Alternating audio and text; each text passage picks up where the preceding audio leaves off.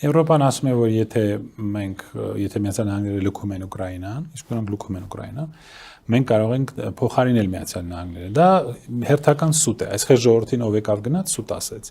Նրանք չունեն ոչ ֆինանսական, ոչ ֆինանսական որոշ չափով ունեն, բայց այդպիսի $8 միլիարդ մասն էին խոսում։ Այո, այսինքն մի րոպե մենք կանգ առնենք եւ հաշվենք այդ փողը։ 300 միլիարդ արդեն տվել են,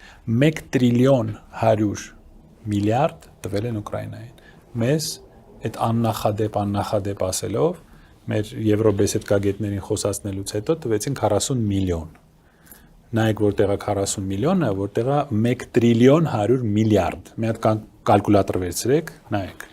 տարբերությունը։ Դեռ երևում է ով ում մեջ գնա։ Բայց անգամ Ուկրաինայում նրանք որոշեցին, որ որևէ ուժեր չեն ուղարկելու, սկզբից անգլիացիները, ֆրանսիացիները խոսեցին խաղապահ ուժերի մասին, դա իհարկե սուտ խաղապահ ուժեր էին, դա պետք է դառնար իրենց ռազմական բազաները այնտեղ, բայց ի վերջո այդ որոշումը չընդունեցին, որտեղ Ռուսաստան ուղղակի ջախջախելու էր նրանց։ Եվ որոշ եվրոպական պետություններ հետ կանգնեցին։ Հիմա Եվրոպան չունի այդ ռազմական հնարավորությունները, սպառազինությունները չունի, նա այդպիսի արդյունաբերական հնարավորություններ չունի։ Տնտեսապես այո, ստացել էր Միացյալ Նահանգներից։ Այո, Մարշալի պլանից սկսած։ Դա շատ երկար տարիներ նա չի կարող փոխարինել Ամերիկան, ռազմական ձևով չի կարող։ Տնտեսական օգնություն այո կարող է ցուցաբերել, այնտեղ էլ պրոբլեմային է, որ միջոցների կեսը ըստ ամերիկյան աղբյուրների եւ եվրոպական այնտեղ էլ է շատ մեծ թալան, այնտեղ էլ նախկիններ կան երևի, որովհետեւ կեսը, այսպես ասած, կեսը բան են անում, Շվեյցարիայի հաշիվներում են գտնում այդ փողի, այսինքն Եվրոպան չի կարող փոխարինել Միացյալ Նահանգները։ Ֆրանսիան խոսում է այդ